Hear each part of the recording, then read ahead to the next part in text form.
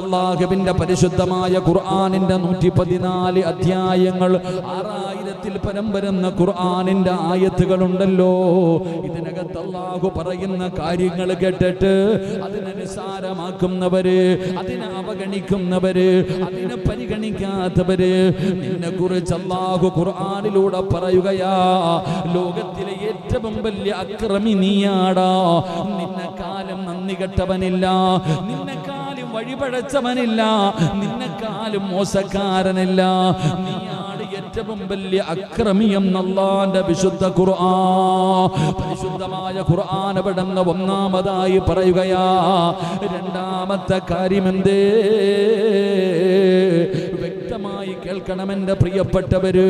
നമ്മൾ പലരും ചോദിക്കുമല്ലോ, ഉസ്താദേ എല്ലാവരും നന്നായി, ഇവൻ നന്നാകാത്തതെന്താ? നമ്മളൊക്കെ ചോദിക്കുമല്ലോ, എത്ര വഴുത് കെട്ട് എന്തെല്ലാം പറഞ്ഞു കൊടുത്ത്, എന്നിട്ട് ഇവൻ നേരെയാകുന്നില്ലല്ലോ. പരിശുദ്ധമായ റമളാൻ മാസത്തിൽ പോലും പരസ്യമായി വീടിയും വലിച്ച് നടക്കുന്നല്ലോ. വെള്ളിയാഴ്ച പോലും പള്ളിയിൽ കയറുന്നില്ലല്ലോ. വെള്ളിയാഴ്ചയും 27-ാം രാവ് ഒരുമിച്ച് വന്നിട്ട് കയറുന്നില്ലല്ലോ. എന്തുകൊണ്ടാണ് ഇവൻ നന്നാകാത്തത്? നമ്മൾ ചോദിക്കുന്നൊരു ചോദ്യമാണ്. ഈ ഒളിച്ചോടി പോകുന്ന പെൺകുട്ടികളെ വിളിച്ചിരുത്തിയിട്ട് ഉപദേശിക്കും, മോളെ മാതാപിതാക്കളെ കരയിപ്പിക്കരുത്, ഇസ്ലാം നീ വലിയ ദീന, എന്തൊക്കെ പറഞ്ഞാലും വെട്ടിയിട്ടതുപോലെ അവിടെ തന്നെ ഇരിക്കും, വല്ല മാറ്റമുണ്ടോ? ഇല്ല. നമ്മൾ മനസ്സിലാക്കേണ്ടത്, എന്തുകൊണ്ടാണ് ചിലരോട് എന്തു പറഞ്ഞാലും അവരുടെ തലയ്ക്കകത്ത് കേറൂല, അവരുടെ ഹൃദയത്തിൽ കേറൂല? കാരണം എന്താ? ഖുർആൻ പറയാം. അല്ലാഹു പറയുകയാ, എത്ര മാതാപിതാക്കൾ പറഞ്ഞിട്ടും മക്കൾ അനുസരിക്കുന്നില്ല. അവസാനം മാതാപിതാക്കൾ തന്നെ വിട്ടുകഴിഞ്ഞു. നീ അവനെ പറഞ്ഞിട്ട് ചിലർ പറയുന്നു, ഇനി ദൈവം നേരിട്ട് വന്നാൽ ഇവൻ നന്നാവില്ല എന്ന് പറയാറുണ്ട്. അങ്ങനെ പറയരുതെന്നാ. എങ്കിലും നമ്മളങ്ങനെ പറയാറുണ്ട്. എന്തേ അതിന്റെ കാരണം? എന്റെ പ്രിയപ്പെട്ടവരെ, അല്ലാഹുവിന്റെ ഖുർആനിന്റെ ആയത്തുകൾ കേട്ടു. ഒരുപാട് ചരിത്രങ്ങളും ഒരുപാട് സംഭവങ്ങളും ഒരുപാട് വഅദുകളും കേട്ടു. പക്ഷേ ജീവിതത്തിൽ മാറ്റം വരാത്തതിന്റെ കാരണം എന്തെന്നറിയുമോ? അല്ലാഹു പറയുകയാ, ഇന്നാ ജഅൽനാ അലാ ഖുലൂബിഹിം അകിന്നതൻ. അല്ലാഹുവിന്റെ ഖുർആൻ അവിടെന്ന് പറയുകയാ, പടച്ച റബ്ബേ, സത്യം അവന്റെ ഹൃദയത്തിന്റെ അകത്തിറങ്ങൂല, അവന്റെ ഹൃദയത്തിന്റെ അകത്തേക്ക് പിന്നെ ഒരു വെളിച്ചം കടന്നു പോകൂല. അല്ലാഹുവിന്റെ ഖുർആനിനെ നിരോധിക്കുന്ന, നിഷേധമാക്കുന്നവർ, ആ ഖുർആനിനെ നിസ്സാരമായി കാണുന്നവർ, പരിശുദ്ധമായ ഖുർആനിൽ അല്ലാഹു പറയുന്ന കൽപ്പനകൾ അനുസരിക്കാത്തവർ, അതിനെ നിസ്സാരവൽക്കരിക്കുന്നവരെ അല്ലാഹു തരുന്ന രണ്ടാമത്തെ ശിക്ഷ എന്താ?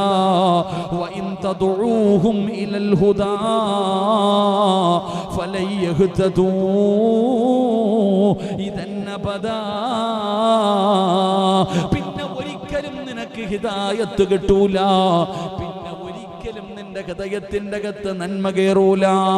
എന്റെ പ്രിയപ്പെട്ടവര്, അല്ലാഹു സുബ്ഹാനഹു വ തആല അല്ലാഹുവിന്റെ ആയത്തുകളും അല്ലാഹുവിന്റെ ദൃഷ്ടാന്തങ്ങളും അതാ പടച്ചവന്റെ ഖുർആൻ പറഞ്ഞു തരുമ്പോ അതിനെ നിസ്സാരമാക്കിയവർ അല്ലാഹു കൊടുക്കുന്ന ശിക്ഷ എന്താ? പടച്ച റബ്ബേ, അവന്റെ ഹൃദയം അങ്ങ് മൂടി വെക്കുകയാ. അവന്റെ ചെവിയുണ്ടല്ലോ, അത് ഭാരം കൊണ്ട് അല്ലാഹു അടച്ചു കളയുമെന്ന് അല്ലാഹുവിന്റെ വിശുദ്ധ ഖുർആൻ. അല്ലാഹുവിന്റെ പരിശുദ്ധമായ ഖുർആൻ പറയുന്നു, അല്ലാഹുവിന്റെ ഖുർആനിനെ നിഷേധിക്കുന്നവർ, അതിനെ അവഗണിക്കുന്നവർ, അതിനെ നിസാരമാക്കി കളയുന്നവൻ അല്ലാഹു അവന്റെ ഹൃദയം അങ്ങ് അടയ്ക്കും. ചെവി രണ്ടും അടച്ചു വെക്കും, പിന്നെ ഒന്നും നീ കേൾക്കൂല. ഈ ചെവി അല്ലാഹു അടച്ചു കഴിഞ്ഞാൽ, നിന്റെ ഹൃദയം അല്ലാഹു സീല് വെച്ച് കഴിഞ്ഞാൽ, പിന്നെ ഇനി എന്തൊക്കെ ഉപദേശം വന്നാലും കേറുവോ? കേറൂല. അല്ലാഹു കാത്തിരക്ഷിക്കുമാറാകട്ടെ. ഉറക്കപ്പറ, അല്ലാഹു കാത്തിരക്ഷിക്കുമാറാകട്ടെ. അതത്ര നിസ്സാരമുള്ള കാര്യമല്ല. നിങ്ങൾ ചിന്തിക്ക്, അല്ലാഹു ഇത് രണ്ടും അടച്ചു കഴിഞ്ഞാൽ പിന്നെ നിന്നെ നന്നാക്കാൻ ആരെ കൊണ്ടാ പറ്റുക? അതുകൊണ്ട് തന്നെയാണ് പലരെയും നന്നാക്കാൻ പറ്റാത്തത്. എത്ര വഅദുകളും എത്ര നസീഹത്തുകളും എത്ര മരണങ്ങളും എത്ര ദുരന്തങ്ങളും കണ്ണിൻ്റെ മുന്നിൽ കണ്ടാലും നന്നാകാത്ത എത്രയോ പേരുണ്ട്. പറഞ്ഞിട്ട് കാര്യമില്ല. കാരണം എന്തേ? അല്ല പറഞ്ഞതിനെ മുഴുവനും നിസാരമാക്കിയതിന് അല്ലാഹ് അവന് കൊടുത്ത ശിക്ഷയാ. അല്ലാഹു കാത്തിരക്ഷിക്കുമാറാകട്ടെ. ഉറക്കപ്പറ, അല്ലാഹു കാത്തിരക്ഷിക്കുമാറാകട്ടെ. നമ്മൾ ചിന്തിക്കണം, ആ കൂട്ടത്തിൽ നമ്മളും ഉണ്ടോ? ആ കൂട്ടത്തിൽ നമ്മളുമുണ്ടോ എന്ന് നമ്മളും ചിന്തിച്ചു നോക്ക്. അള്ളാഹു കാത്തിരക്ഷിക്കുമാറാകട്ടെ. എൻ്റെ പ്രിയപ്പെട്ടവരെ, അള്ളാഹുവിൻ്റെ ആയത്തുകൾ ആ ഉത്ബോധനം ചെയ്യപ്പെടുമ്പോൾ അത് സ്വീകരിക്കുകയോ ശ്രദ്ധിക്കുകയോ ചെയ്യാത്തവർക്ക് അള്ളാഹു കൊടുക്കുന്ന വലിയ ശിക്ഷയെക്കുറിച്ചാണ് ഖുർആൻ അവിടെന്ന് പറയുന്നത്. അള്ളാഹു അവരുടെ കാതുകളും അവരുടെ ഹൃദയങ്ങളും അള്ളാഹു മൂടിവെക്കുകയാണ്. എൻ്റെ പ്രിയപ്പെട്ടവരെ, വഇദ് ഖാല മൂസാ ലിഖൗമിഹി യാ ഖൗമി ലിമ തുഅ്തൂനനി വഖദ് തഅലമൂന അന്നീ റസൂലുള്ളാഹി ഇലൈക്കും ഫലമ്മാ സാഉ അസാ അല്ലാഹു ഖുലൂബഹും വല്ലാഹു ലാ യഹ്ദിൽ ഖൗമൽ ഫാസിഖീൻ. മൂസാ നബി അലൈഹിസ്സലാം തന്റെ ജനതയോട് ഇപ്രകാരം പറഞ്ഞ സന്ദർഭം നീ ശ്രദ്ധിക്കുക. അല്ലാഹു പറയുന്നു, വഇദ് ഖാല മൂസാ ലിഖൗമിഹി യാ ഖൗമി ലിമ തുഅ്തൂനനി. മൂസാ നബി അലൈഹിസ്സലാം തന്റെ ജനതയോട് പറഞ്ഞു കൊടുക്കുകയാണ്, എൻ്റെ ജനങ്ങളെ, നിങ്ങൾ എന്തിനാണ് എന്നെ ഉപദ്രവിക്കുന്നത്?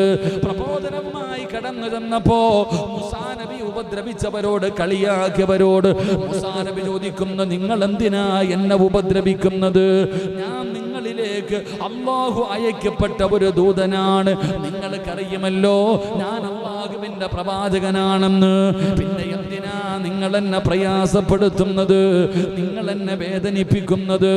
അങ്ങനെ അവർ തെറ്റിയപ്പോൾ അല്ലാഹുവേ മൂസാ നബിയെ പിന്നെയും പിന്നെയും അവർ ഉപദ്രവിച്ചപ്പോ അല്ലാഹു അവരുടെ ഹൃദയങ്ങളെ തെറ്റിച്ച് കളഞ്ഞു.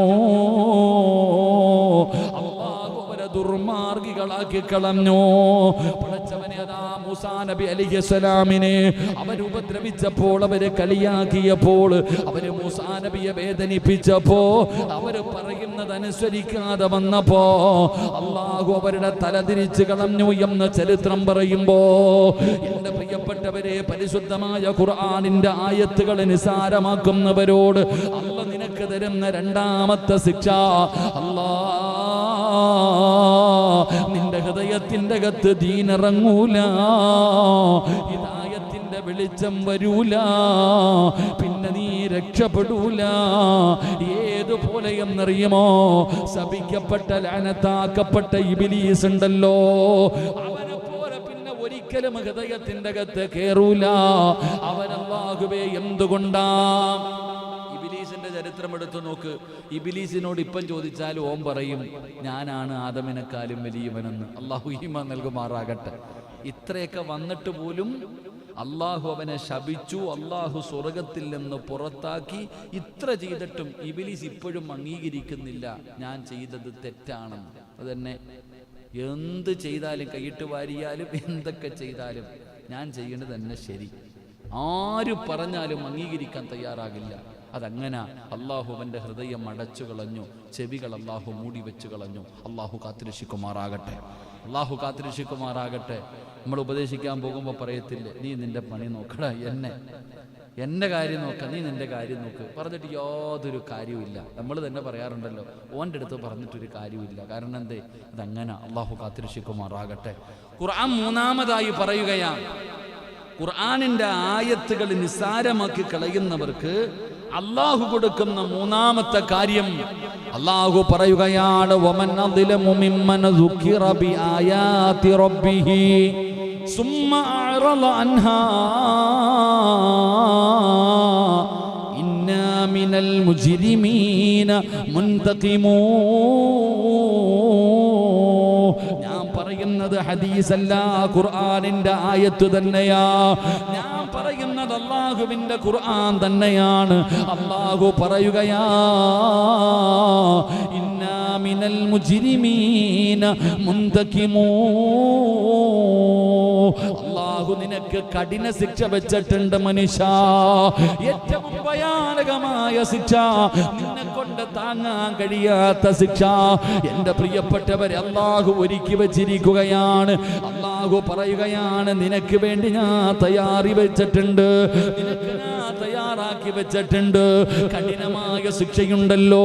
എന്റെ കലാമിനെ നിഷേധിച്ചവൻ, എന്റെ കലാമിനെ നിസാരമാക്കിയവൻ, എന്റെ കൽപ്പനകൾ അവഗണിച്ചവൻ, എന്നെ മറന്നു നടന്നവൻ, എന്നെ നീ നിന്നോട് ധിക്കാരം കാണിച്ചവനാണല്ലോ. നിനക്ക് ഞാൻ കഠിനമായ ശിക്ഷയാണ് വച്ചിരിക്കുന്നത്. അല്ലാഹു പറയുകയാ, എന്റെ പ്രിയപ്പെട്ടവരെ, വമൻ യുഅരിദ് അൻ ദിക്രി റബ്ബി യസ്ലുകുഹു അദാബൻ സഅദാ. അല്ലാഹുവിന്റെ വിശുദ്ധമായ ഖുർആൻ തന്റെ രക്ഷിതാവിന്റെ ഉത്ബോധന വിട്ടുകൊണ്ട് ആരാണോ തിരിഞ്ഞു കളയുന്നവൻ, അവന് പ്രയാസകരമായ ശിക്ഷ ഞാൻ ഒരുക്കി വെച്ചിട്ടുണ്ടെന്ന് അല്ലാഹുവിന്റെ വിശുദ്ധമായ ഖുർആൻ ഇവിടുന്ന് ഓർമ്മപ്പെടുത്തുമ്പോ, എന്റെ പ്രിയപ്പെട്ടവരെ, നിസാരമല്ല, കഠിനമായ ശിക്ഷയാണ് അല്ലാഹു നിനക്ക് ഒരുക്കി വെച്ചിരിക്കുന്നത്. ഇത് ഞാൻ പറഞ്ഞതല്ല, മുത്തുനബി പറഞ്ഞതല്ല. മഹാനായ മുഖറബുൽ അംലാക്ക് മലക്ക് ജിബ്രീൽ അല്ലാഹുവിന്റെ ഭാഗത്ത് നിന്ന് കൊണ്ടുവന്ന പരിശുദ്ധമായ ഖുർആനാ. നിനക്ക് കഠിനമായ ശിക്ഷ വെച്ചിട്ടുണ്ട്. നിന്നെ അല്ലാഹു ഉപമിക്കുകയാണ്. അല്ലാഹു നിന്നെ ഉപമിക്കുകയാ. എന്തിനോടാണ് ഉപമിച്ചത്? എന്തിനോടാണ് അല്ലാഹു നിന്നെ ഉപമിച്ചത്? ഫമാലഹും അനിത്തദ്കിറതി മുഅ്രിദീൻ കഅന്നഹും ഹുമുർ മുസ്തൻഫിറാ. അല്ലാഹുവിന്റെ പരിശുദ്ധമായ ഖുർആൻ കേട്ടിട്ട് അതിനവഗണിക്കുന്ന മനുഷ്യ, നിന്നെ അല്ലാഹു കഴുതേ എന്ന് വിളിക്കുകയാ. അല്ലാഹു പറയുകയാണ്, ഖുർആൻ കേട്ടിട്ട് ആ ഖുർആനിനെ അവഗണിക്കുന്നവനെ നമ്മൾ വിളിക്കാറില്ലേ കഴുത, കഴുത, കഴുത ഇല്ലേ? അവൻ കഴുതയെ പോലെയാണെന്ന്. ഇതെവിടെ നിന്ന് കിട്ടിയതാ? ഖുർആനിൽ നിന്ന് കിട്ടിയതാ. അല്ലാഹു പറയുകയാണ്, എൻ്റെ ആയത്തുകൾ, എൻ്റെ ഖുർആനിൻ്റെ ആയത്തുകൾ കേട്ടിട്ട്, എൻ്റെ കലാമ് കേട്ടിട്ട് അതിനെ നിസാരമാക്കുന്നവൻ, പരിഗണിക്കാത്തവൻ, കഅന്നഹും ഹുമുറും മുസ്തൻഫിറ, കഴുതയോട് അല്ലാഹു അവനെ ഉപമിക്കുകയാ. അല്ലാഹു നമ്മളെ കാത്തിരക്ഷിക്കുമാറാകട്ടെ. അതാണ് കണ്ടിങ്ങനെ ചുമന്നോണ്ട് നടക്കും. അജ്മീറൊക്കെ പോയപ്പോൾ കണ്ടില്ലേ കഴുത? അല്ലാഹുവേ, കുറേ കട്ട വാരി തോളി വെച്ച് കൊടുക്കും. അതിങ്ങനെ പോവാ, കൊണ്ടുപോകും, ഒന്നും അറിയില്ല. തിരിച്ചിങ്ങോട്ട് വരുമ്പോൾ അതിനെ അങ്ങോട്ട് കൊണ്ടുപോകുമ്പോൾ ചുമട് കൊണ്ടുപോയി, തിരിച്ചു വന്നപ്പം ഈ കൊണ്ടുവരുന്ന പയ്യൻ തന്നെ അതിൻ്റെ മുകളിൽ കയറിയിരിക്കുക. അതുകൊണ്ട് അതിനൊന്നും അറിയില്ല, എന്ത് വെച്ചാൽ ചുമന്നുകൊണ്ട് കിടക്കും. കഴുതയോടുകൂടി അങ്ങോട്ട് അല്ലാഹു ഉപമിച്ചത്. അല്ലാഹു നമ്മളെ കാത്തിരക്ഷിക്കുമാറാകട്ടെ. എൻ്റെ പ്രിയപ്പെട്ട സഹോദരങ്ങളെ, 4, 5 ഞാൻ വിശദീകരിക്കുന്നില്ല. 5-മതായിട്ട് അല്ലാഹുവിൻ്റെ ഖുർആൻ പറയുന്നു. അല്ലാഹുവിന്റെ ദൃഷ്ടാന്തങ്ങളെ, ആ വിശുദ്ധമായ ഖുർആനിന്റെ ആയത്തുകളെ അവഗണിക്കുമ്പോ അല്ലാഹു തരുന്ന 5-മത്തെ ശിക്ഷ എന്താ? ഫഇൻ അറദൂ ഫഖുൽ അൻദർതുകും സാഇകതൻ മിസ്ല സാഇകതിൻ ആദിൻ വസമൂദ്. 5-മത്തെ ശിക്ഷ, എൻ്റെ പ്രിയപ്പെട്ടവരെ, നിന്റെ മുൻഗാമികളായ സമുദായങ്ങൾക്ക് വന്ന് സംഭവിച്ചതുപോലെ അതിനോട് സമാനമായ വിപത്തുകൾ നിന്നെയും തേടി വരുമെന്ന് അല്ലാഹുവിൻ്റെ വിശുദ്ധ ഖുർആൻ. അല്ലാഹു നമ്മളെ കാത്തിരക്ഷിക്കുമാറാകട്ടെ. കൊറോണയുടെ 3-മത്തെ വിഭാഗം ഓരോന്ന് കഴിയുമ്പോഴും പറയുന്നു ഡേഞ്ചറാ, ഡേഞ്ചറാ, ഇപ്പം അതിനെക്കാളും ഡേഞ്ചറാ. അല്ലാഹുവിൻ്റെ ഖുർആൻ പറയുന്നു, എൻ്റെ ആയത്തുകളെ നീ അവഗണിക്കാതെ പോയപ്പോ സമൂദിനും മുൻഗാമികളായ ആദും സമൂദും ഇവർക്കൊക്കെ വന്നതുപോലെയുള്ള ഇതിനോട് സാമീപ്യമായിട്ടുള്ള പരീക്ഷണങ്ങൾ നിന്നെ തേടി വരും. നമ്മുടെ കയ്യിലിരിപ്പ് നേരെയാകാത്തത് കൊണ്ടാണ് ഇതൊക്കെ ഉണ്ടായത്. വെള്ളപ്പൊക്കവും ഉരുൾപൊട്ടലും സുനാമിയും നിപയും ഇതുപോലെ തന്നെ കൊടുങ്കാറ്റും, ഇപ്പം അവസാനം കൊറോണയും തീരുന്നുണ്ടോ? 1 കഴിഞ്ഞു, 2 കഴിഞ്ഞു, 3 കഴിഞ്ഞു. ഇനി എത്ര എണ്ണം ഉണ്ടെന്ന് അല്ലാഹു അഅലം. അല്ലാഹു നമുക്ക് ഈമാൻ നൽകുമാറാകട്ടെ. അല്ലാഹു നമുക്ക് ഈമാൻ നൽകുമാറാകട്ടെ. ഇതൊക്കെ കേട്ട് കേൾവിയുണ്ടോ? കൊറോണ നിങ്ങളൊക്കെ ഉണ്ടോ? ഇപ്പോൾ പ്രായമുള്ള പണ്ടത്തെ കാലത്തെങ്ങാനും കൊറോണ ഉണ്ടോ? ഉണ്ടോ? പണ്ടെന്തുണ്ടായിരുന്നു? പ്ലേഗ് രോഗമുണ്ടായിരുന്നു. പ്ലേഗ് എന്ന് പറയുന്ന ഒരു രോഗം അടുത്തു പോലും പോകില്ല ആരും. പ്ലേഗ് എന്ന് പറയുന്ന ഒരു ഖജാൻജിയാണോ ഇരിക്കുന്നത്? കാണാനില്ലായിരുന്നില്ല അപ്പ എന്നിവിടെ. അല്ലാഹു ആഫിയത്തിന്റെ ഭാഗ്യമായി അല്ലാഹു ആഫിയത്തിന്റെ കൊടുക്കുമാറാകട്ടെ.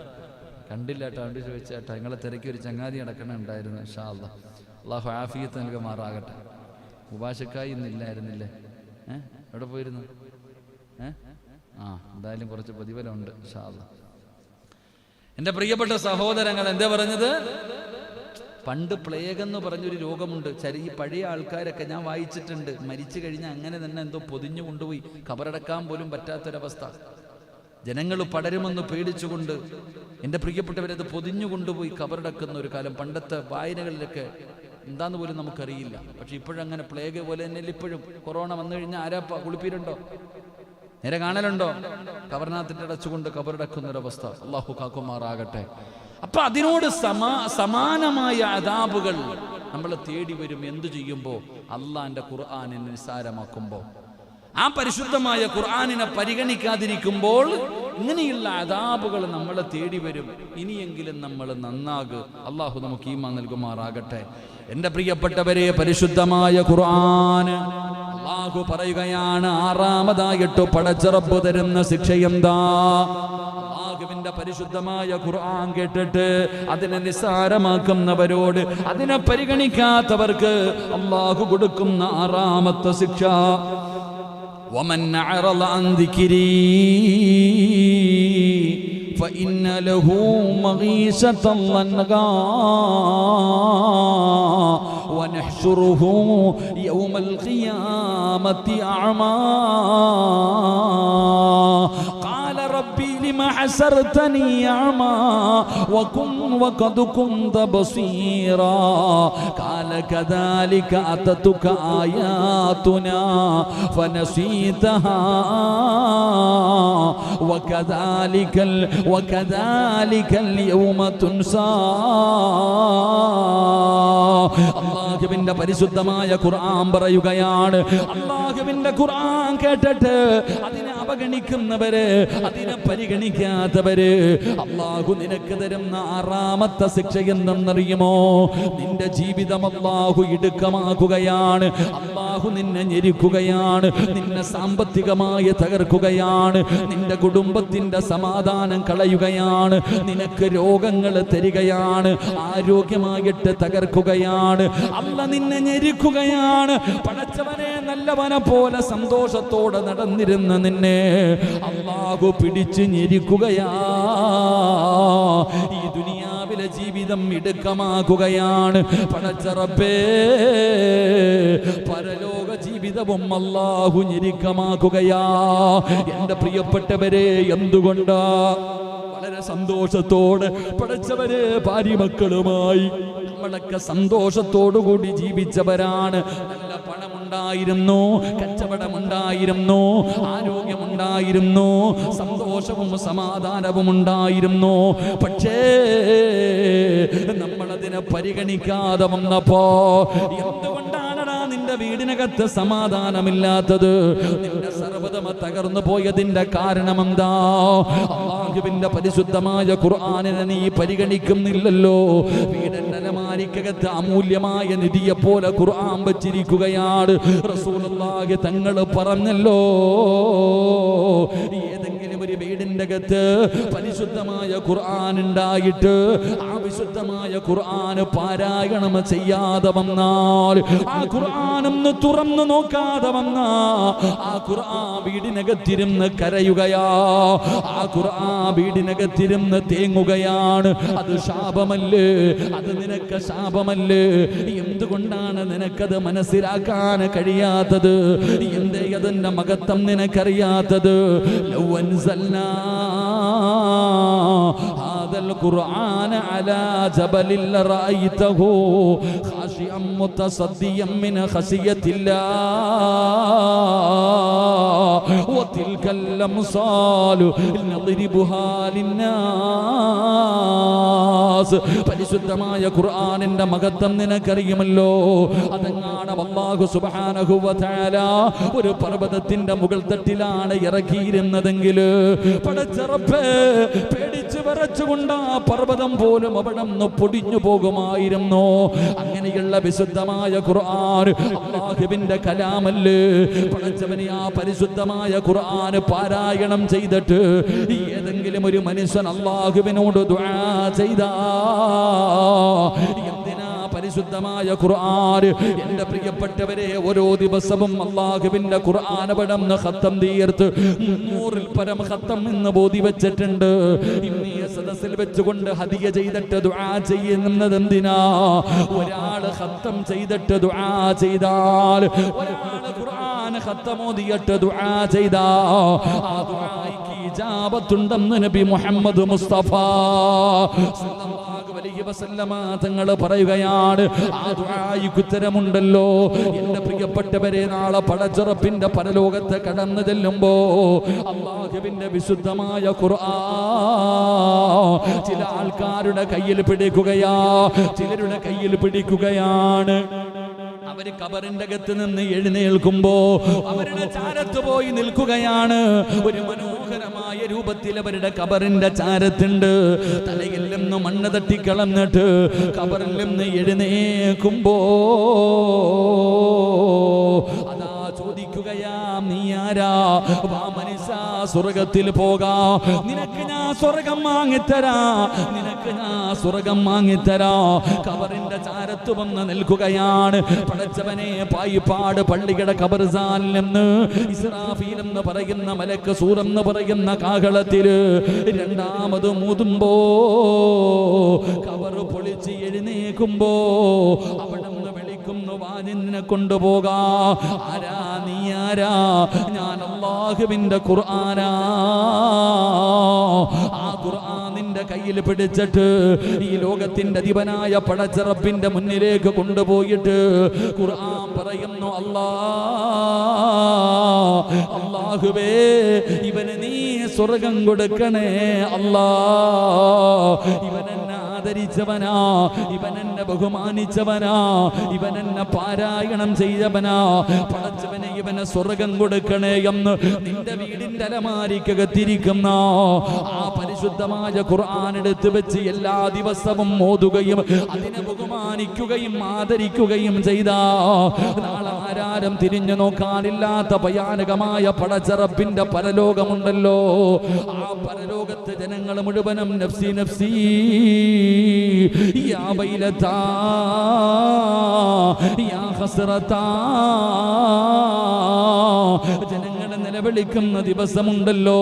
പരസ്പരം കിടന്ന് ശപിക്കുകയാണ്, പരസ്പരം കിടന്ന് കുറ്റപ്പെടുത്തുകയാണ്, എല്ലാവരും എതിരാവുകയാ. അല്ലാഹുവേ, സ്വന്തം മക്കൾ ഉമ്മയ്ക്കെതിര്, വാപ്പയ്ക്കെതിര്, മക്കള് മാതാപിതാക്കൾക്കെതിര്. പടച്ചവനെ, എല്ലാവരും പരസ്പരം അങ്ങോട്ടും ഇങ്ങോട്ടും ശത്രുക്കളാകുമ്പോ അവിടെ വെച്ച് പരസ്പരം കുറ്റപ്പെടുത്തുമ്പോ തിരിഞ്ഞു നോക്കാത്ത ദിവസമല്ലേ. യൗമ യഫിറുൽ മർഉ മിൻ അഖീഹി വ ഉമ്മിഹി വ അബീഹി വ സ്വഹിബതിഹി വ ബനീഹി. ആരാരും തിരിഞ്ഞു നോക്കാത്ത പടച്ചറപ്പിന്റെ പരലോകമുണ്ടല്ലോ. ആ പരലോകത്ത് വെച്ച് പടച്ചവനെ, അല്ലാഹുവിന്റെ ഖുർആൻ പറയുന്നു, അല്ലാ, നിന്റെ കലാമാണ് റബ്ബേ. ഇവനെന്നെ ആദരിച്ചവനാണ്, ഇവളെന്നെ ബോധിയവളാണ്, എനിക്ക് സ്ഥാനം നൽകിയവളാണ്. പടച്ചവനെ, നീ സ്വർഗം കൊടുക്കണേ അല്ലാ എന്ന് ഖുർആൻ നാളെ സ്വർഗത്തിലേക്ക് കൊണ്ടുപോകും. അതിന് ശഫാഅത്ത് ചെയ്യാനുള്ള അർഹത അല്ലാഹു കൊടുക്കുമെന്ന് നബി മുഹമ്മദ് മുസ്തഫ സല്ലല്ലാഹു അലൈഹി വസല്ലമ തങ്ങൾ പറഞ്ഞു തരുമ്പോ അല്ലാഹുവിന്റെ ഖുർആൻ കേട്ടിട്ട് പരിഗണിക്കാത്തവരോട് പറയുകയാ, നിന്റെ കച്ചവടം തകരാനുള്ള കാരണമെന്താ? സാമ്പത്തിക ഞെരുക്കം വരാനുള്ള കാരണമെന്താ?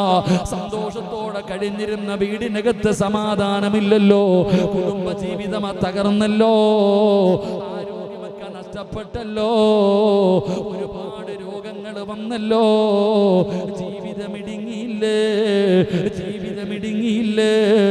അതിന്റെ കാരണമെന്താ? നിന്റെ വീടിന്റെ അകത്തിരിക്കുന്ന ഖുർആനിന്റെ ശാപമാ. ആ ഖുർആൻ നിനക്കെതിരെ ദുആ ചെയ്യുന്നത് കൊണ്ടാ. അതുകൊണ്ട് സഹോദരങ്ങള്, ഖുർആൻ പറയുന്നത് നിങ്ങൾ കേൾക്കണേ, നിങ്ങൾ അവഗണിക്കരുത്, നിങ്ങൾ പരിഗണിക്കാതെ തള്ളിക്കളയരുത്. നിങ്ങൾ ഇത് ദുനിയാവിൽ അല്ലാഹു തരുന്ന ശിക്ഷയാ, എങ്കിൽ ആഖിറത്തിലോ വനഹ്ശുറുഹു യൗമൽ ഖിയാമത്തി അഗ്നാ. അല്ലാഹുവിന്റെ ഖുർആൻ പറയുകയാ വനഹ്ശുറുഹു യൗമൽ ഖിയാമത്തി അഅമാ. അന്ധനായിട്ട് വരികയാ അല്ലാഹുവിന്റെ പരലോകത്ത്. കണ്ണിന് കാഴ്ചയില്ലാത്തവനെ പോലെ അന്ധനെ പോലെ നീ ഖബറിന്റെ അകത്ത് നിന്ന് എഴുന്നേറ്റ് വരികയാ. അവിടെ വെച്ച് ചോദിക്കുകയാ ഖാല റബ്ബി ലിമ ഹസർതനി അഅമാ വഖദ് കുന്ത ബസീറാ. അല്ലാഹുവേ അല്ലാഹുവേ എനിക്ക് ദുനിയാവില് കണ്ണിന് കാഴ്ചയുണ്ടായിരുന്നല്ലോ അല്ലാ, എനിക്ക് കണ്ണ് കാണുമായിരുന്നല്ലോ അല്ലാ.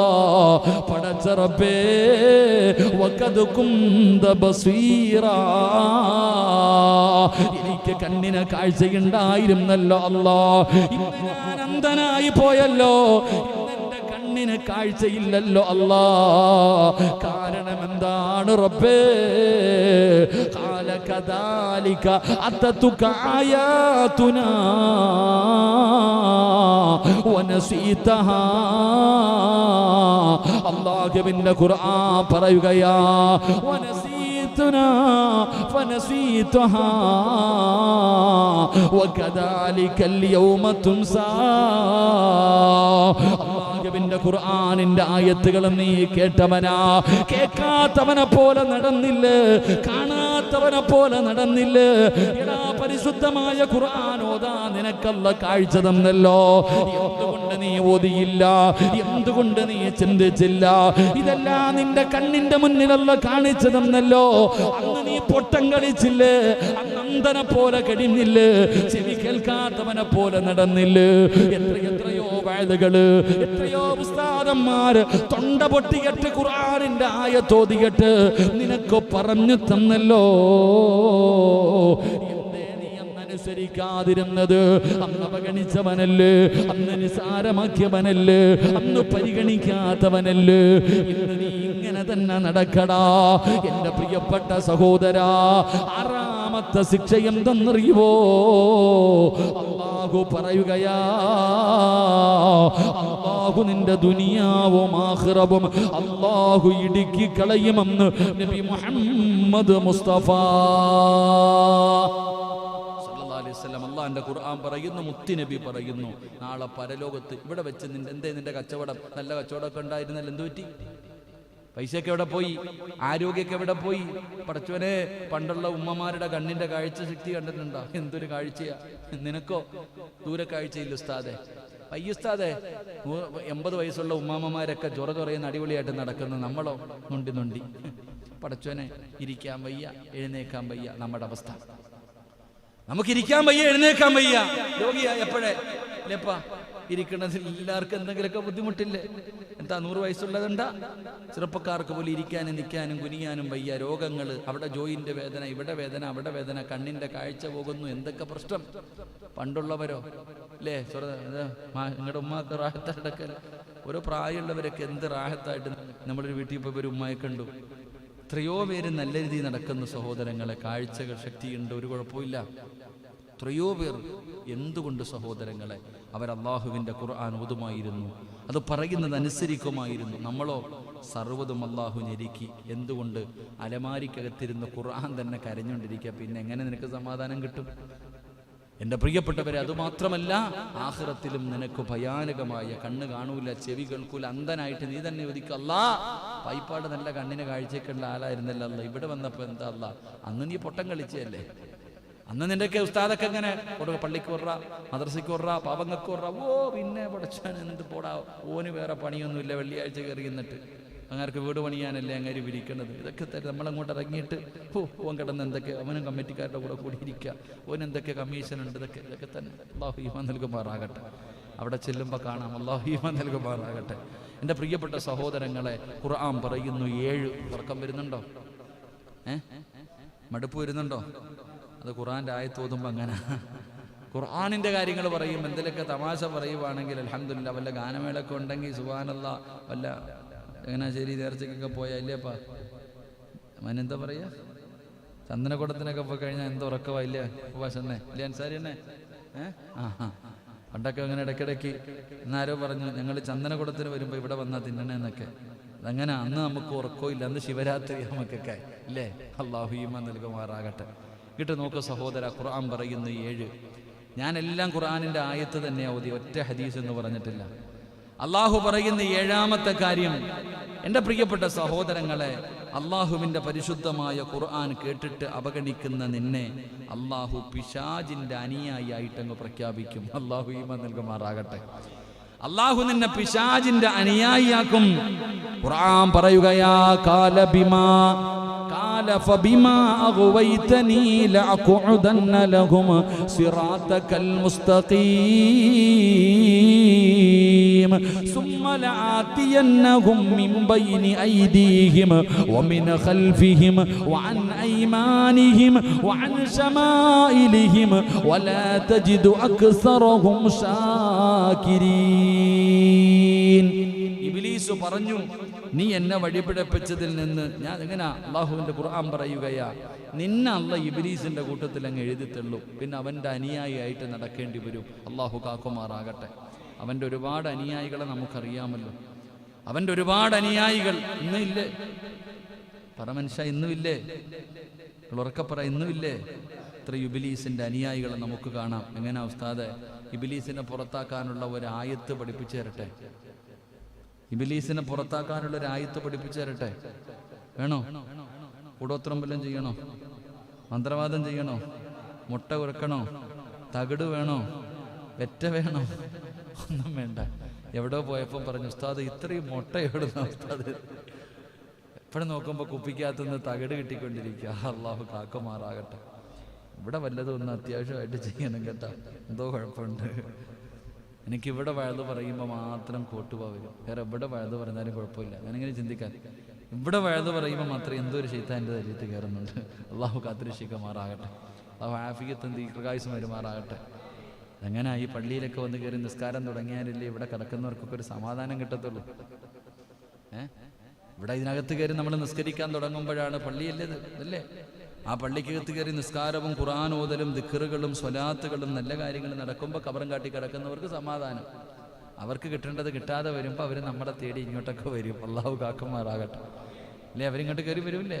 വന്നു കഴിഞ്ഞാൽ വലിയ പ്രശ്നമാപ്പാ. ഒരു ദിവസം ഇവിടെ വന്ന് കടന്നു നോക്കിയാൽ മതി, അപ്പം അറിയാം. അള്ളാഹു ഈമാൻ നൽകുമാറാകട്ടെ. എൻ്റെ പ്രിയപ്പെട്ട സഹോദരങ്ങളെ, അങ്ങനെ നല്ല കാര്യങ്ങൾ അൽഹംദുലില്ലാഹ്, അള്ളാഹു പൈശാചികമായിട്ടുള്ള ഉപദ്രവങ്ങളെ തൊട്ട് അള്ളാഹു കാക്കുമാറാകട്ടെ. അപ്പം അതിൽ നിന്ന് രക്ഷപ്പെടാനുള്ളൊരു വഴി പറഞ്ഞു തരട്ടെ. ഇൻഷാ അല്ലാഹ് പറയത്തില്ല ഉസ്താദെ, ഞാനും ശൈത്താനും തമ്മിൽ ചങ്കും കരളുവാണ്. ഓനെ നമ്മളിപ്പോൾ എങ്ങനെ മാറ്റുക? ഞങ്ങൾ തമ്മിലൊരു കിടപ്പോഷം വെച്ച് നോക്കുമ്പോൾ ഓനെ ഒഴിവാക്കാൻ പറ്റത്തില്ല. അത്രയ്ക്കും ബന്ധമായി ഇബ്ലീസുമായിട്ട് അല്ലേ? ചിലരൊക്കെ ഇങ്ങനെ ഹജ്ജിന് പോയിട്ട് ജംറയിൽ പോയി കല്ലെറിയും. ജംറയിൽ പോയി കല്ലെറിയുമ്പോൾ ശൈത്താൻ തന്നെ ചോദിക്കുക, അളിയ നീ എന്നെ എറിയുന്നോടാ, നമ്മൾ തമ്മിൽ ഇത് വേണോടാന്ന്. എടാ നീ എന്നെ എറിയുന്നോടാ, നമ്മൾ തമ്മിലുള്ള ബന്ധം അങ്ങനെ ചില ശൈത്താന്മാർ. നിങ്ങൾ ചിന്തിക്കണം, ഭയങ്കര ചിന്തിക്കേണ്ട കാര്യമുണ്ട്. മഹാനായ നബിയെ മക്കത്ത് പോയവർക്കറിയാം. മഹാനായ നബിയെ റസൂലുള്ളാഹി പ്രവാചകന്റെ വീട് കഅബാലയത്തിന്റെ അവിടെ നിന്ന് നമുക്ക് കാണാം. കഅബാലയത്തിന്റെ പുറകുഭാഗത്ത് ഇങ്ങനെ ഒരു സൈഡിൽ മുത്തുനബിയുടെ വീട് ഇന്നുമുണ്ട്, നമുക്ക് കാണാം. അപ്പൊ ആ വീട്ടിൽ കിടന്ന പ്രവാചകൻ ബാങ്ക് വിളിച്ച നിസ്കരിക്കാൻ എവിടെ വരും? കഅബാലയത്തിൽ വരും. എന്നാൽ ആ കഅബയുടെ ഏറ്റവും അടുത്ത് കിടന്നത് ആരാ? അബൂജഹല്. ഓൻ പള്ളി വരുമോ? പറചങ്ങാതി, ആ കഅബാലയത്തിന്റെ ഏറ്റവും അടുത്ത് കിടന്ന ആളാരാ? അബൂജഹല. അതിനപ്പുറത്തായിരുന്നു നബി സല്ലല്ലാഹു അലൈഹി വസല്ലം തങ്ങളുടെ വീട്. പ്രവാചകൻ അവിടുന്ന് നിസ്കരിക്കാൻ പള്ളി വരും. അബൂജഹലോ വരൂല. ഇന്ന് നിങ്ങൾ പോകുമ്പോൾ, മക്കത്ത് പോകുമ്പോൾ നോക്കിക്കോ, നബി സല്ലല്ലാഹു അലൈഹി വസല്ലം തങ്ങളുടെ വീടിന്ന് മ്യൂസിയമായിട്ട് കാണാം. അബൂജഹലിന്റെ വീടിരുന്ന സ്ഥലത്താണ് ഇന്ന് ബാത്റൂം ഇരിക്കുന്നത്. 2000-ൽ പരം പേർക്ക് ഒരുമിച്ച് ബാത്റൂമിൽ പോകാൻ പറ്റുന്ന രീതിയിൽ. നമ്മൾ മനസ്സിലാക്കേണ്ടത്, ഇന്നും അങ്ങനത്തെ ആൾക്കാരില്ലേ? ഇവിടുത്തെ പള്ളി, പായിപ്പാട് പള്ളിയിൽ നിന്ന് ബാങ്ക് വിളിച്ചാൽ അവിടെ ഇവിടൊക്കെ കിടക്കുന്നവർ വരും. ഈ മൂക്കിന്റെ താഴെ കിടക്കുന്നവർ വരുമോ? പലരിങ്ങനെ നോക്കിയ ഈ പരിസരത്ത് കിടക്കണം, പലരും വരൂല. അള്ളാഹു ഈമാൻ നൽകുമാറാകട്ടെ. അപ്പൊ ഇപ്പോഴും ഇല്ലേ അവന്റെ ആൾക്കാര്? നിങ്ങൾക്ക് എന്താ കാശ് വല്ലതും വേണോ? ഉള്ളത് പറയാം അല്ലേ? ചിന്തിച്ചു നോക്കി. ഏറ്റവും പള്ളിയോട് അടുത്ത് കിടക്കുന്നവർ, ഏറ്റവും ഇവിടുന്ന് ഓതന, സലീം ഉസ്താദ് കിടന്ന് തൊണ്ട പൊട്ടി ഓതന കേൾക്കാം ഇവിടൊക്കെ. നിങ്ങൾ ആലോചിച്ച് നോക്കിയേ, പള്ളി വരാറുണ്ടോ? നബി സല്ലല്ലാഹു അലൈഹി വസല്ലമ തങ്ങൾ പറഞ്ഞു, പള്ളിയിലാണ് ജമാഅത്തായി നിസ്കരിക്കേണ്ടത്.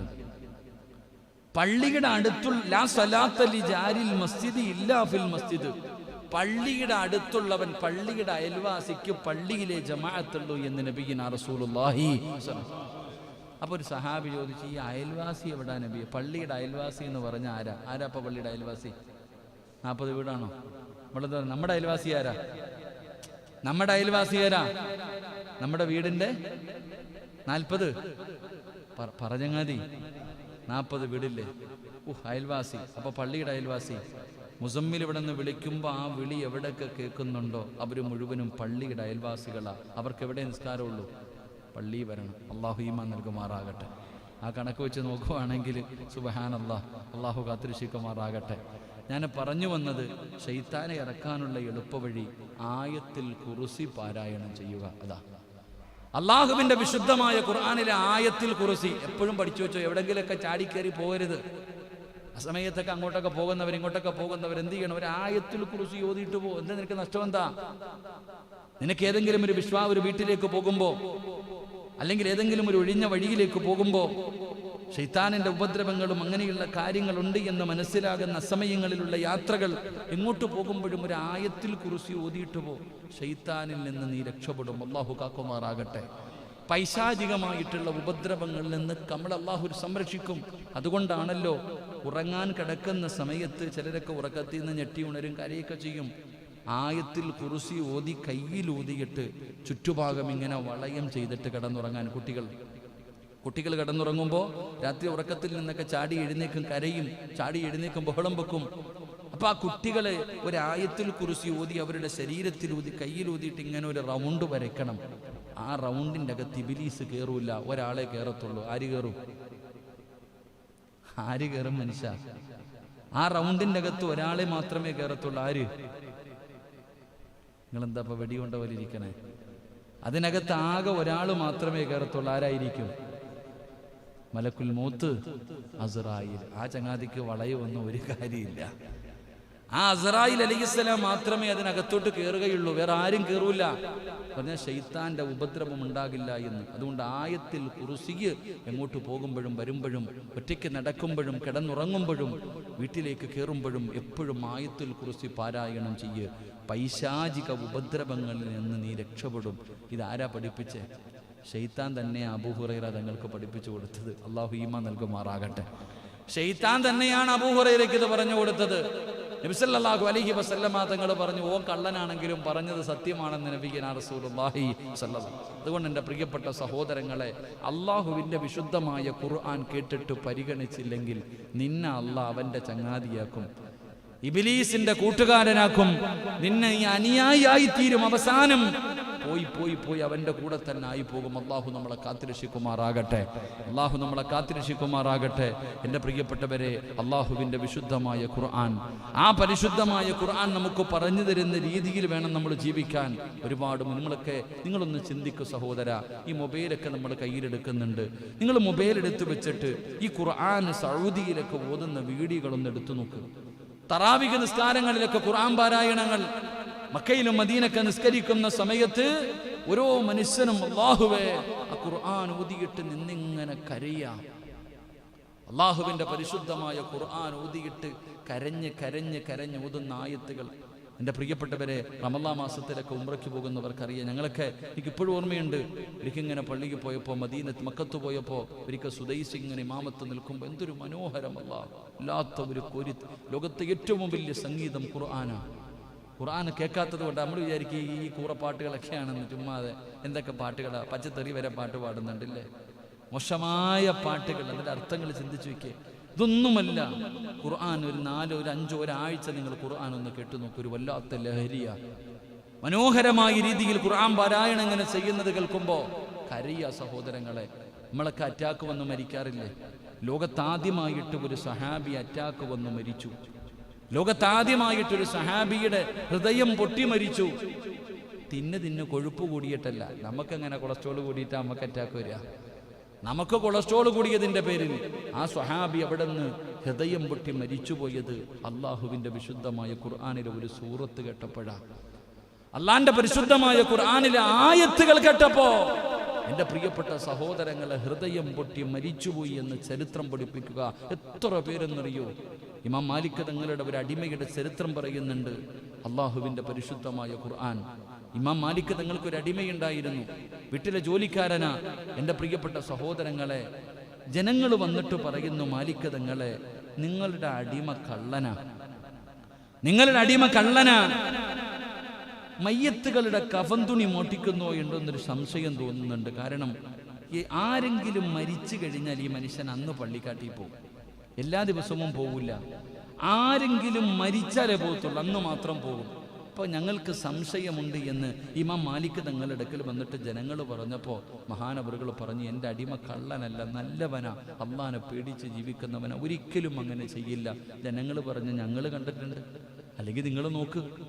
എൻ്റെ പ്രിയപ്പെട്ട സഹോദരങ്ങളെ, ഇമാം മാലിക് തങ്ങൾക്കൊരു സംശയമായി തൻ്റെ അടിമയെക്കുറിച്ച്. അങ്ങനെ ഒരുപാട് ദിവസം കഴിഞ്ഞ് ഒരാൾ മരണപ്പെട്ടു. ആ മനുഷ്യൻ്റെ മയ്യത്ത് കൊണ്ടുപോയി കബറടക്കി. ഇമാം മാലിക് തങ്ങൾ അന്ന് രാത്രി ഉറങ്ങാതെ ഉറക്കം നടിച്ചു കിടന്നു. എന്തിനാണ് റബ്ബേ എൻ്റെ അടിമ പോകണത്? ഇവർ പറയണത് സത്യമാണല്ലോ, അറിയണമല്ലോ. ഇമാം മാലിക് തങ്ങൾ ഉറക്കം നടിച്ചു കിടന്നു. തൻ്റെ യജമാനൻ ഉറങ്ങിയെന്ന് മനസ്സിലായപ്പോൾ ഈ അടിമ എഴുന്നേറ്റു. ഈ അടിമ ഇങ്ങനെ എഴുന്നേറ്റിട്ട് പള്ളിപ്പറമ്പിലേക്ക് പോകുകയാ. ഇമാം മാലിക് തങ്ങൾ പുറകെ പോയി. ഇമാം മാലിക് തങ്ങൾ പുറകെ പോയി. ഈ അടിമ ഇങ്ങനെ പോയിട്ട് പള്ളിയുടെ മൂലയിൽ പോയിട്ട് ഒരു ചങ്ങല എടുത്തു. പള്ളിയുടെ സൈഡിൽ കിടന്ന ഒരു ചങ്ങല എടുത്തിട്ട് അന്നു കുഴിച്ച ഖബറിന്റെ ചാരത്ത് പോയി. എന്നിട്ട് മുട്ടുകുത്തിയിരുന്നു. ചങ്ങലയെടുത്ത് രണ്ട് കൈയും കെട്ടി. ചങ്ങലയെടുത്തിട്ട് രണ്ട് കൈയും കെട്ടി. എന്നിട്ട് ഈ അടിമ ഇങ്ങനെ അന്നത്തെ ആ പുതിയ മണ്ണ് അന്ന് കൊണ്ട് കബറടക്കിയ ആ ഖബറിന്റെ ചാരത്ത് രണ്ട് കൈയിലും ചങ്ങല കെട്ടി ഇങ്ങനെ ഇരുന്ന് ഇങ്ങനെ ഓതുകയാ. ഇമാം മാലിക് റളിയല്ലാഹു തആല അൻഹു എന്താണ് പടച്ചവനെ ഓതണമെന്നറിയാൻ, എന്താണ് ഈ അടിമ ചെയ്യുന്നതെന്നറിയാൻ ഇങ്ങനെ അടുത്തേക്ക് ചെന്ന് നോക്കുമ്പോ അവിടുന്ന് പരിശുദ്ധമായ ഖുർആൻ ഓതുകയാണ്. ഈ മനുഷ്യൻ അല്ലാഹുവോട് പറയുന്നു, അല്ലാ, ഈ ഖബറിന്റെ അകത്ത് ഈ മനുഷ്യനോട് വിചാരണ ചെയ്യുകയാണ്. ഈ മനുഷ്യന്റെ ഖബറിലെ ഒന്നാമത്തെ രാത്രിയാണ്. പടച്ചവനെ, ഇതിനകത്ത് വിചാരണ നടക്കുകയാണെന്ന് എനിക്കറിയാ തമ്പുരാനെ. ഞാനൊരു പാവപ്പെട്ടവനാണ് റബ്ബേ, എൻ്റെ കയ്യിൽ ഒരുപാട് നന്മകളില്ല റബ്ബേ, ഒരുപാട് സദഖകളില്ല, ഒരുപാട് നിസ്കാരമില്ല, ഒരുപാട് ദിക്റുകളില്ല. ഞാനൊരു പാവപ്പെട്ടവനാണ്. എന്നെയും ഒരു ദിവസം ഇതുപോലെ ഖബറിന്റെ അകത്ത് കൊണ്ടു കടത്തുമെന്ന് എനിക്കറിയാമല്ലാ. പക്ഷേ എൻ്റെ കയ്യിൽ രക്ഷപ്പെടാനൊന്നുമില്ലല്ലോ. പക്ഷേ ഇന്ന് ഈ സമയത്ത് ഖബറിന്റെ അകത്ത് ചോദ്യം നടക്കുകയാണെന്ന് എനിക്കറിയാമല്ലാ. ഇന്നലദൈനാ അന്നകാലം വജഹീമാ. തങ്ങളുടെ അടിമയുണ്ടല്ലോ, ആ ഖബറിന്റെ ചാരത്ത് പാതിരാത്രി പോയിരുന്നിട്ട് തന്റെ രണ്ട് കയ്യും ബന്ധിപ്പിച്ചു, ചങ്ങല കൊണ്ട് കെട്ടിയിട്ട് ആ ഖബറിന്റെ ചാരത്തിരുന്ന് പൊട്ടിക്കരഞ്ഞു കൊണ്ടോതുകയാ. ഇന്നലദൈനാ അൻകാലം വജഹീമാ വതഅമൻ ദാ ഉസ്സതിൻ വഅദാബൻ അലീമാ. ഭയാനകമായ ആയത്ത്. നരകത്തിന്റെ ചങ്ങലകളിൽ കെട്ടിയിട്ട് നാളെ മനുഷ്യനെ കൊണ്ടുവരുന്ന രംഗത്തെ കുറിച്ച് പറയുന്ന ആയത്ത്. ഈ ആയത്ത് ഓതിയിട്ടിരുന്ന് നിലവിളിക്കുകയാ. വീടിനകത്തിരുന്നല്ല, പള്ളിപ്പറമ്പിലെ ഖബറിന്റെ ചാരത്ത് പാതിരാത്രിയിൽ ഇമാം മാലിക് തങ്ങൾ ഓടുകയാ. ഇമാം മാലിക് തങ്ങൾ ഓടുകയാ. അല്ലാഹുവേ, ഈ മനുഷ്യനെയാണല്ലോ ഞാൻ കള്ളനെന്ന് കരുതിയത്. ജനങ്ങൾ ഈ മനുഷ്യനെയല്ലേ തെറ്റിദ്ധരിച്ചത്, ഈ മനുഷ്യനെയല്ലേ മോശക്കാരനാക്കി പറഞ്ഞത്.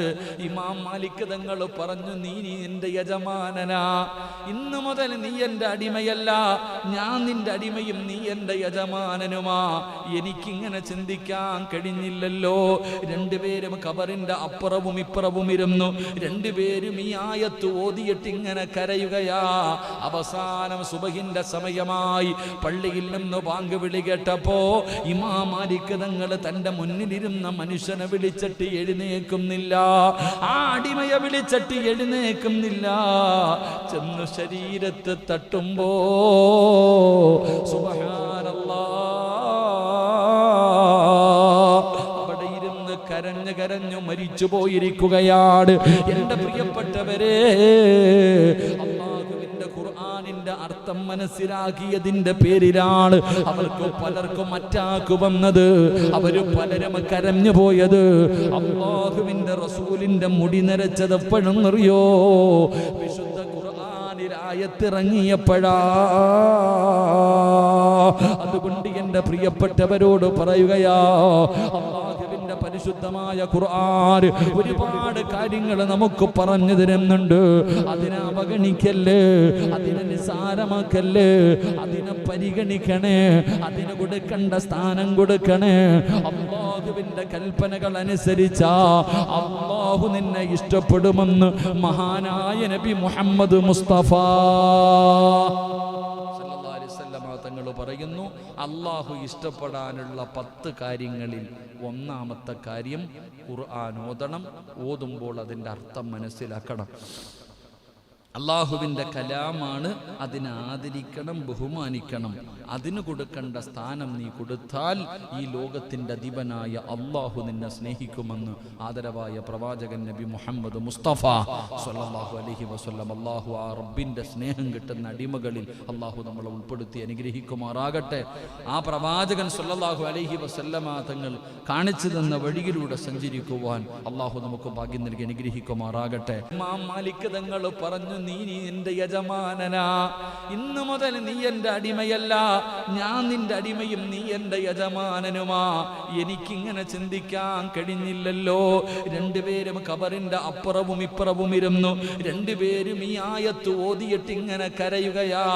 അവസാനം സുബഹിന്റെ സമയമായി. പള്ളിയിൽ നിന്ന് ബാങ്ക് വിളി കേട്ടപ്പോ ഇമാം മാലിക് തങ്ങൾ തന്റെ മുന്നിലിരുന്ന മനുഷ്യനെ വിളിച്ചിട്ട് എഴുന്നേക്കുന്നില്ല, ആ അടിമയെ വിളിച്ചിട്ട് എഴുന്നേക്കുന്നില്ല. ചെന്ന് ശരീരത്ത് തട്ടുമ്പോ സുബ്ഹാനല്ലാഹ് അവിടെ ഇരുന്ന് കരഞ്ഞു കരഞ്ഞു മരിച്ചു പോയിരിക്കുകയാണ്. എന്റെ പ്രിയപ്പെട്ടവരെ, അല്ലാഹുവിന്റെ ഖുർആനിന്റെ അർത്ഥം മനസ്സിലാക്കിയതിന്റെ പേരിലാണ് അവർക്ക് പലർക്കും അറ്റാക്ക് വന്നത്. അവര് പലരും കരഞ്ഞു പോയത്. അല്ലാഹുവിന്റെ റസൂലിന്റെ മുടി നരച്ചത് എപ്പോഴും അറിയോ?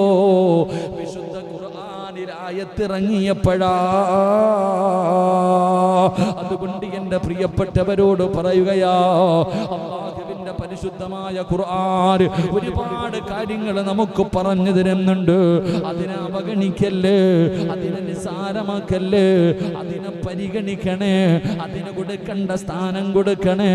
അല്ലാഹുവിന്റെ കൽപ്പനകൾ അനുസരിച്ചാ അല്ലാഹു നിന്നെ ഇഷ്ടപ്പെടുമെന്ന് മഹാനായ നബി മുഹമ്മദ് മുസ്തഫ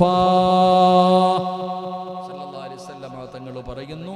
അല്ലാഹു ഇഷ്ടപ്പെടാനുള്ള 10 കാര്യങ്ങളിൽ ഒന്നാമത്തെ കാര്യം ഖുർആൻ ഓതണം. ഓതുമ്പോൾ അതിൻ്റെ അർത്ഥം മനസ്സിലാക്കണം.